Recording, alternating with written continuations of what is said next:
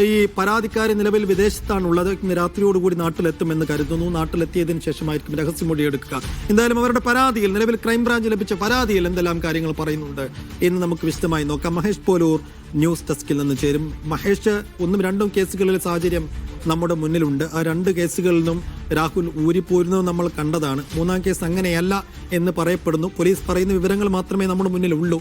എങ്കിൽ കൂടിയും പോലീസ് ലഭിച്ച പരാതിയുടെ കണ്ടന്റ് സൈഫു പറഞ്ഞതുപോലെ ആദ്യ രണ്ട് പരാതികൾ പോലെയല്ല, കുറെ കൂടി വ്യക്തതയുള്ള, കുറെ കൂടി തെളിവുകൾ കൂടി കൂട്ടിയിണക്കിയിട്ടുള്ള ഒരു പരാതി എന്നുള്ള രീതിക്കാണ് ഈ മൂന്നാമത്തെ പീഡന പരാതിയെ നമ്മൾ കാണേണ്ടത്. ആ തരത്തിൽ എങ്ങനെയാണ് ആ പരാതിയുടെ, നേരത്തെ സൈഫു പറഞ്ഞതുപോലെ യുവതി വന്ന് നേരിട്ട് മൊഴി നൽകിയിട്ടില്ല. വീഡിയോ കോൺഫറൻസ് വഴിയാണ് ആ യുവതിയുടെ പ്രാഥമികമായ മൊഴിയെടുത്തത്.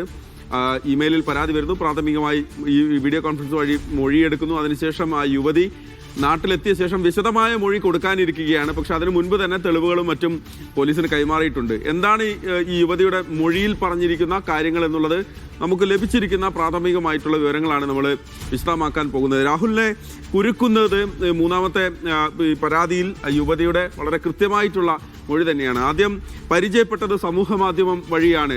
രാഹുൽ ഈ യുവതിയുമായി സൗഹൃദം സ്ഥാപിക്കുന്നത് സമൂഹ മാധ്യമം വഴി തന്നെയാണ്. അതായത് അതിനുള്ളൊരു സാഹചര്യം എന്ന് പറയുന്നത്, നിലവിലുള്ള വിവാഹബന്ധത്തിൽ ചെറിയ വിള്ളലുകൾ ഉണ്ടായിരുന്നു, വലിയ പ്രയാസങ്ങൾ നേരിടുന്ന ഒരു സമയമാണ്. ആ സമയത്താണ് രാഹുൽ പരിചയപ്പെടുന്നത്. രാഹുലുമായി പ്രണയത്തിലെ, അതായത് രാഹുൽ പ്രണയാഭ്യർത്ഥന നടത്തി, പിന്നാലെ സൗഹൃദം വളർന്ന് അത് പ്രണയത്തിലേക്ക് മാറി എന്നുള്ളതാണ് മൊഴിയായി വരുന്നത്. മൊഴി എന്നുള്ള പരാതിയിൽ പറയുന്ന കാര്യങ്ങൾ എന്ന് പറയാം. വിവാഹബന്ധം വേർപ്പെടുത്തണമെന്ന് രാഹുൽ നിർബന്ധിച്ചു, ആവശ്യപ്പെട്ടു എന്ന് ഈ യുവതിയുടെ പരാതിയിൽ ഉണ്ട്. ഒപ്പം തന്നെ നേരിൽ കാണണമെന്നുള്ളൊരു ആഗ്രഹം രാഹുൽ പറയുന്നു. അപ്പോൾ റെസ്റ്റോറൻറ്റിൽ വെച്ച് കാണാമെന്ന് ഈ യുവതി പറയുന്നു.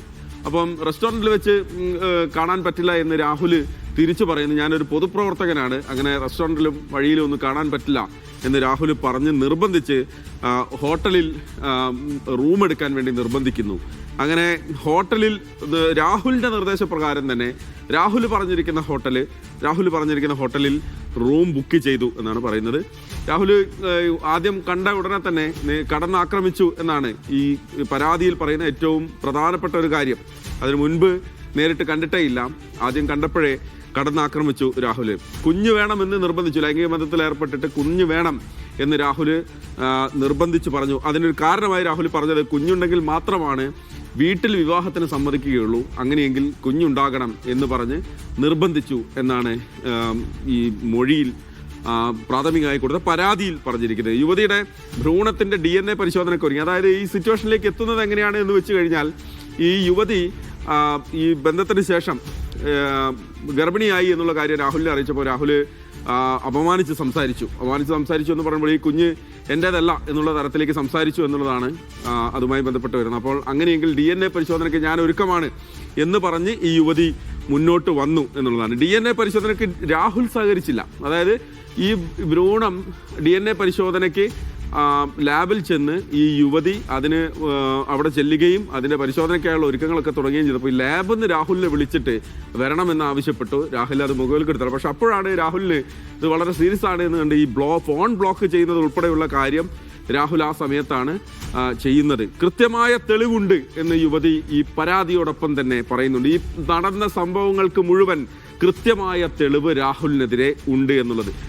ഗർഭചിത്രത്തിനായി നിർബന്ധിച്ചു എന്നുള്ളത് ഈ പരാതിയോടൊപ്പം തന്നെ വന്നിട്ടുണ്ട്. ശാരീരികമായി ഉപദ്രവിച്ചു, ഇതാണ് ഈ പരാതിയിൽ മറ്റൊരു വശം എന്ന് പറയുന്നത്. ലൈംഗിക ബന്ധത്തിൽ ഏർപ്പെടുക മാത്രമല്ല, ഗർഭിണിയാക്കുക മാത്രമല്ല, അതിനപ്പുറത്ത് ഗർഭചിത്രം നടത്തുക എന്നുള്ള ഹീനമായ ഒരു സാഹചര്യം മാത്രമല്ല, ശാരീരികമായി അതിക്രൂരമായി ഉപദ്രവിച്ചു എന്നുള്ളത്. അതായത് ശാരീരികമായി ഉപദ്രവിച്ചു എന്ന് പറയുമ്പോൾ തന്നെ മുഖത്തടിച്ചു, മുഖത്ത് തുപ്പി, ശരീരത്തിലാകെ മുഴുവൻ മുറിവുകൾ ഉണ്ടാക്കി എന്നുള്ള കാര്യങ്ങളൊക്കെ ഈ പരാതിയിൽ വരുന്നുണ്ട്. സാമ്പത്തികമായി ചൂഷണം നടത്തി.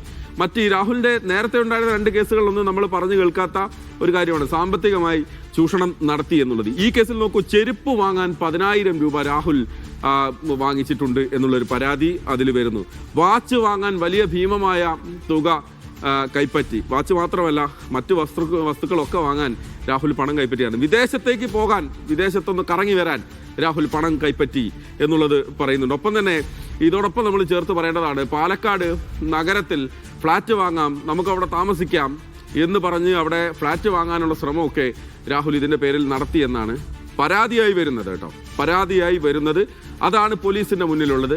അതിന്റെ അടിസ്ഥാനത്തിലാണ് ഇപ്പോൾ പോലീസ് മുന്നോട്ട് പോകുന്നത്. എന്തായാലും രാഹുലിനെ സംബന്ധിച്ചിടത്തോളം നേരത്തെ വന്ന 2 കേസുകൾ പോലെയെല്ലാം ഈ പരാതിയോടൊപ്പം തന്നെ ഈ നടന്നിരിക്കുന്ന കോൺവെർസേഷൻസ് മുഴുവൻ, കമ്മ്യൂണിക്കേഷൻസ് മുഴുവൻ, അതിന്റെ ഡിജിറ്റൽ എവിഡൻസ് മുഴുവൻ യുവതി സമർപ്പിച്ചിട്ടുണ്ട് എന്നാണ് മനസ്സിലാക്കുന്നത്. അപ്പോൾ നേരത്തെ ഉണ്ടായ കേസുകളിൽ സമാനമായ കേസ് തന്നെയാണ്. പക്ഷെ ആ കേസിനപ്പുറത്ത് കുറെ കൂടി ഒരു ഗ്രാവിറ്റി ഈ കേസിന് നമ്മൾ കാണുന്നുണ്ട്.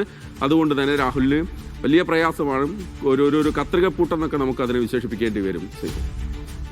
യെസ്, അപ്പോൾ ഈ 3ാമത്തെ പരാതിയിലെ ഉള്ളടക്കം എത്രമേൽ രാഹുലിന് കുരുക്ക് മുറുകുന്ന രീതിയിലുള്ള സ്ട്രോങ് ആയ ഗൗരവതരത്തിലുള്ള ആരോപണങ്ങൾ അതിനകത്തുണ്ട് എന്നതിന്റെ വിശദാംശങ്ങളാണ് മഹേഷ് പോലൂർ നൽകിയത്.